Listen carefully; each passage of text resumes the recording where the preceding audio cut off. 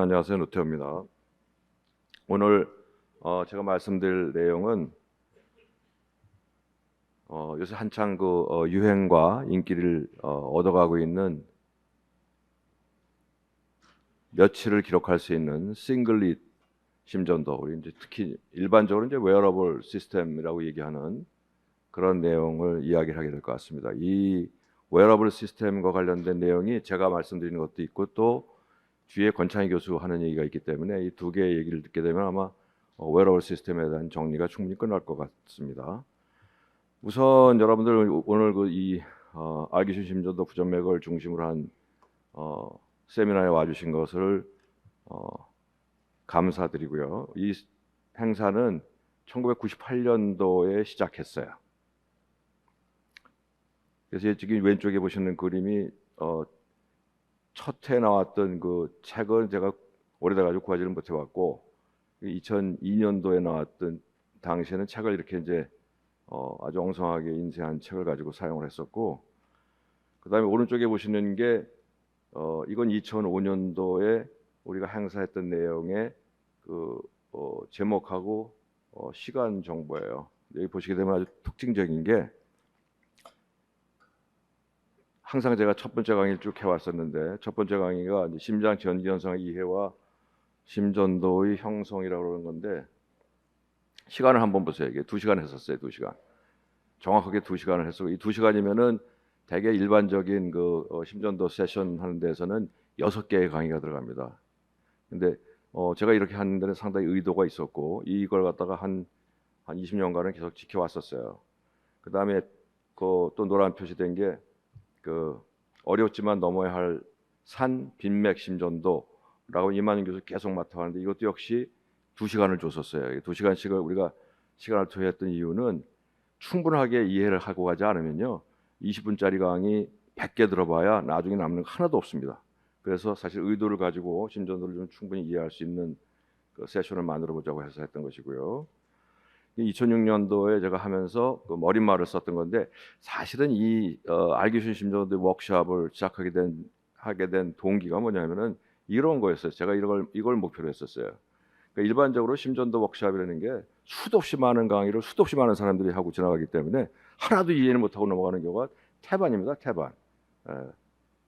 제가 어디 딴 심전도 워크숍 보니까 강의가 자그마치 30개이 이렇게 되더라고요, 하루에. 근데 그걸 갖다 그 많은 걸 수용을 해가지고 정보가 너무 많아지면은 하나도 이해 못해요. 못하고 넘어가면 시간만 죽도록 버리다 가는 게 되기 때문에 우리는 이걸 좀 지양해야 되겠다 해서 목적을 교육 목표입니다. 이게 일방향 심전도 지식 전달의 목적을 두지 않는다고요.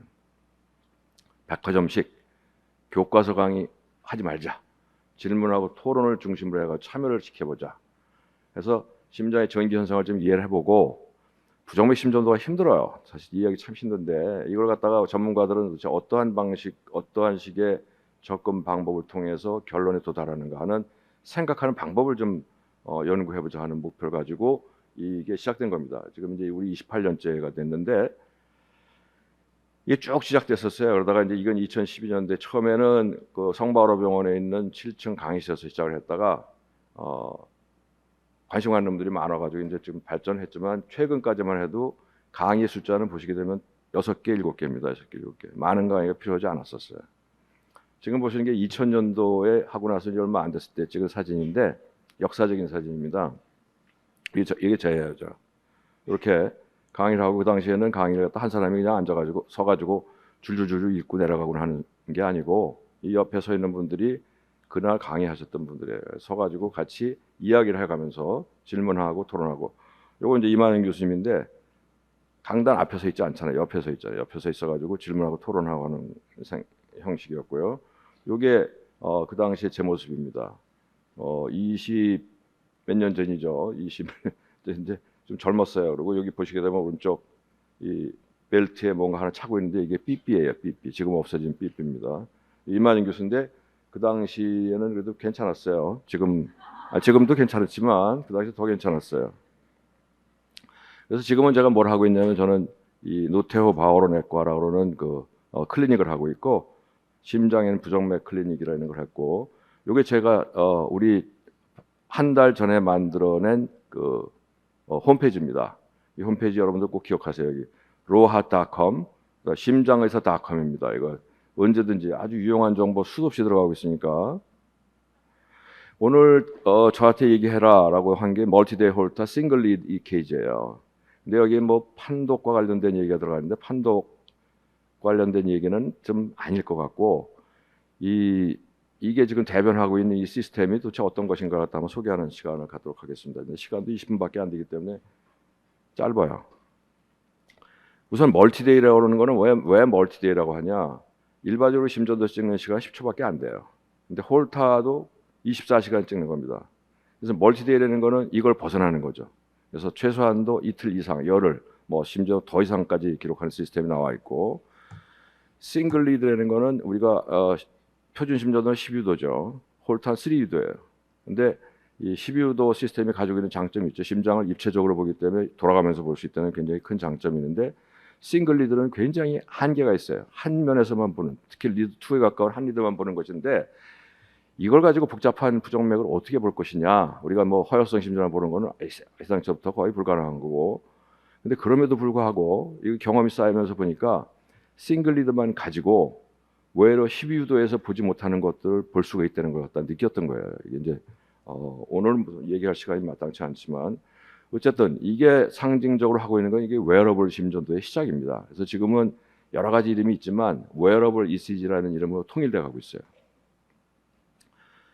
그 다음에 제가 또 하고 있는 게 웨어러블 심전도 연구 센터라고 그러는 거를 설립을 했어요. 2019년도에 해서 현재 주로 모비케어를 중심으로 웨어러블 심전도의 판독을 하고 그걸 연구하고 있는데 연간 한 7만 건 정도의 판독을 하고 있고 우리가 같이 일하는 동료들이 심전 ECG 스페셜리스트 13명 있어요. 임상병사 간호사분들로 돼 있고 그 다음에 여기에 자문하고 있는 감수하고 있는 분들이 EP 교수님 7분, 그다음 인터벤션 카디올로지스트 1분 해가지고 8분의 전문가들이 뒤를 봐주고 있고 이것도 홈페이지를 지금 DR Heart KR이라는 걸 갖다 만들고 있는 이건 2월 중경에 이제 오픈될 예정입니다.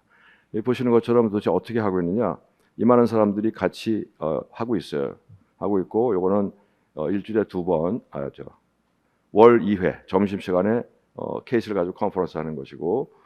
오늘 나와 있는 그 웨어러블 심전도의 판독이라는 것은 사실은 케이스를 따지게 되면은 엄청나게 많은 케이스가 되기 때문에 이 책을 냈어요. 홀터럼 웨어러블 심전도의 혁신이라는 단행본이고 여기에 저와 같이 일하는 그 동료 2분 해가지고 3명이 같이 공조를 해서 쓴 책입니다. 여기에는 이 모토가 더 오래, 더 편하게, 더 정확히라고 해서 131개의 실제 증례 아마 웨어러블 심전도 시스템에서 나오는 그 케이스를 이것보다 더 많은 케이스를 보기 어려울 겁니다. 이것만 보시면 충분히 할 거로 생각을 하고 있고요. 자, 얘기 돌아가겠습니다. 심전도가 발명된 게 1901년도에 아인토벤이 발명을 했고 24년도에 노벨상을 받았어요. 그리고 우리가 지금 사용하고 있는 홀터 시스템이라는 거는 1957년에 나오기 시작했어요. 근데 그 당시에 나왔던 홀터가 24시간을 했는데 무게가 자그마치 38kg예요. 쌀 한 가마니가 80kg, 쌀 반 가마니를 지고 다녔던 거예요. 시멘트 한 포대가 40kg입니다. 이걸 지고 다녔으니까 이게 보통 어려운 게 아니었죠.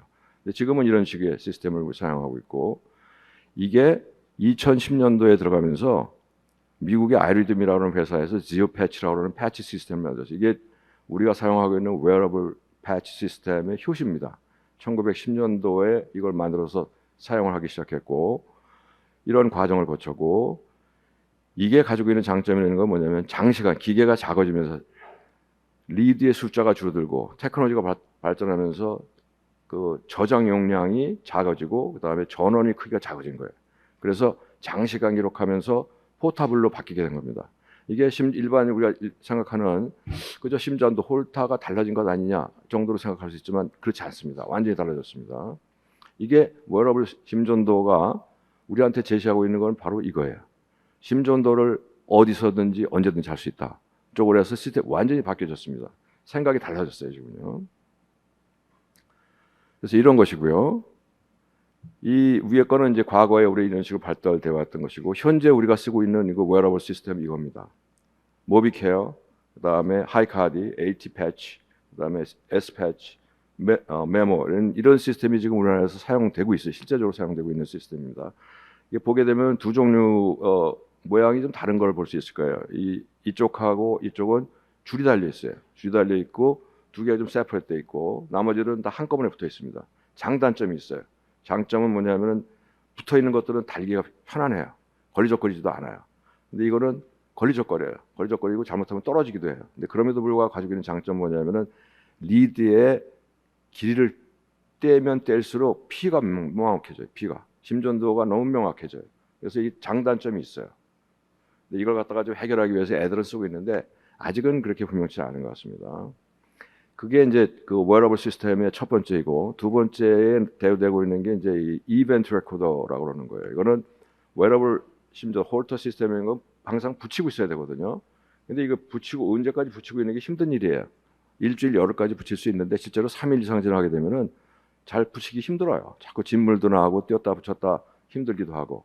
그래서 그 다음부터는 가지고 있다가 필요할 때 찍어라 하는 게 이제 이 이벤트 레코더입니다. 실제적으로 이런 것들이 다 우리나라 사용되고 있는 것들이에요. 그래서 웨어러블 시스템은 어떠한 장점이 있느냐? 이건 뭐 어디 나와 있는 건 아니고 제가 웨어러블 시스템을 오랫동안 지켜보면서 이 두 가지가 장점이 있다. 이 두 가지가 웨어러블 시스템이 가지고 있는 목표다라고 생각을 했던 거예요. 첫 번째는 10초를 넘습니다. 10초를 여러분 이미 잘 아시겠지만 기존의 심전도 시스템 10초밖에 안 되고 홀터도 하루밖에 안 돼요. 근데 이걸 넘어섰다는 게 단순하게 기록 시간이 넘어섰다는 정도를 벗어나고 있어요. 두 번째가 심전도가 병원 담을 넘기 시작했다는 이 두 가지를 전 지적하고 있는 겁니다. 우선 10초를 넘은 게 어떤 의미가 있느냐? 10초를 넘어가면서 간헐적 이 두 가지가 있어요. 간헐적 부정맥을 진단할 수 있었다는 것 한 가지하고 심전도를 스틸 이미지, 순간에 찍는 이미지에서 영상으로 보는 쪽에 변화가 있었다는 걸 갖다가 아주 큰 변화가 있었어요. 이걸 갖다 볼 수 있게. 우선 첫 번째 간헐적 부정맥의 진단이라는 거는 특히 시점이 맞아떨어진 게 심방세동이 폭발적으로 증가하고 있어요. 심방세동이. 이건 미국 데이터인데 대개 15년에 곱절로 환자 수가 증가된다고 돼 있어요. 재작년에 한국 부정맥 대한부정맥 학회에서도 팩트 시트를 만드는데 우리가 똑같이 증가되고 있어요. 심지어 이건 저 유럽의 데이터이긴 한데 서양 사람이 자기가 지금 현재 55세라면 여생에 자기가 죽기 전까지 심방세동이 발생할 가능성은 3명에 1명꼴이다. 이게 엄청나게 많은 겁니다. 이게 심방세동이라는 질환 자체가 아주 폭발적으로 증가하고 있어요. 아시아는 덜한데 아시아도 이 정도입니다. 우리나라 데이터는 없고 대만 데이터에 보면 이 정도 되어 있어요. 그러니까 서양보다는 덜하지만 우리나라도 심방세동은 너도 모르고 나도 모르고 의사도 모르고 환자도 모르고 있지만 실제적으로 엄청나게 많은 환자가 들어있다는 것이고요. 이 심방세동 부정맥의 특징이 뭐냐 하면은 요 밑에 표를 보시게 되면 처음엔 정상 리듬을 시작하죠. 마지막엔 다심방세동이에요. 근데 시작할 때는 어쩌다 생겨요. 한 달에 한 번, 1년에 한 번 생겨요. 그리고 5분 있다가 없어져요. 근데 시간이 가면 갈수록 빈도가 자주 생기고 한 달에 한 번 들어가고 그 다음에 한 번 생겼다 하면 30분 있던 게 1시간, 2시간, 3시간 넘어가고 그 다음에는 만성적이 돼가지고 항상 심방세동이 지속되는 형태로 가게 되는 겁니다. 근데 이게 문제가 뭐냐면은 무증상도 30%는 겁니다. 환자는 틀림없이 심방세동을 느끼고 있음에도 불구하고 자신도 모르고 의사도 모르는 거예요. 의사는 진찰을 안 하고 심전도를 안 찍으니까 몰라요. 환자는 증상이 없으니까 몰라요. 병의 위험성은 그대로 있어요. 그래서 이 심방세동을 조기 진단하는데 가지고 사용할 수 있는 툴이 무엇인가로 해서 등장된 것이 바로 이 웨어러블 시스템입니다. 가장 중요합니다. 그래서 심방세동의 스크리닝 목적으로 이 웨어러블 시스템이 등장을 했고 이게 진짜 그렇게 효용이 있느냐? 당연히 효용이 있습니다. 연구 결과에 의하면은 하루 홀터를 달고 있을 때보다 3일 기록했더니 심방세동 진단이 2.3배 증가됐다. 너무 당연하죠. 또 하루 홀터했을 때보다 2주 동안 기록을 해보더니 부정맥의 진단율이 53%. 너무나 당연합니다. 길면 길수록 좋아요. 단지 길면서 환자가 겪게 되는 불편감이 좀 문제가 있기 때문에 이건 중간에 절충할 수밖에 없어요. 이 뒤에 그 원창희 교수가 하는 내용 중에 또 이런 게 좀 나오니까 한번 보시면 될 것 같고요. 그 다음에 10초를 넘는 게 어떤 장점이 있냐? 스트레스 영상이다. 이게 이제 무슨 이미지인지 잘 정확히 가지는 않을 거예요. 여러분들 생각하면은 싱글 리드라는 거 굉장히 한계가 큰 시스템이에요. 우리가 심지어 12개 중에서 한 개만 보고 나머지를 추측해야 된다는 게 이게 가능할까 싶지만 제 경험을 해보니까 장기간 기록을 하게 되면은 짧은 기간에 나타나서 이게 이건지 감별이 안 되던 게 오래 기록을 하니까 감별이 돼요. 그런 재주를 갖게 되더라고요. 자, 또 어떤 게 있냐면은 이 사람은 홀타, 3일 홀타 했던 사람인데 전체적으로 3일에 걸쳐서 1,300개 정도의 PAC가 나왔어요. 근데 이 사람을 3일 동안 데이터를 보니까 첫날에 930, 거의 대부분이 첫날에 나왔어요. 첫날. 이상하다. 그래서 첫날에 나온 거가 그러면 도대체 어떤 거가 봤더니 첫날에서도 오후 14시하고 오후 4시하고 5시 사이에 심방 부정맥이 거의 대부분이 나온 거예요.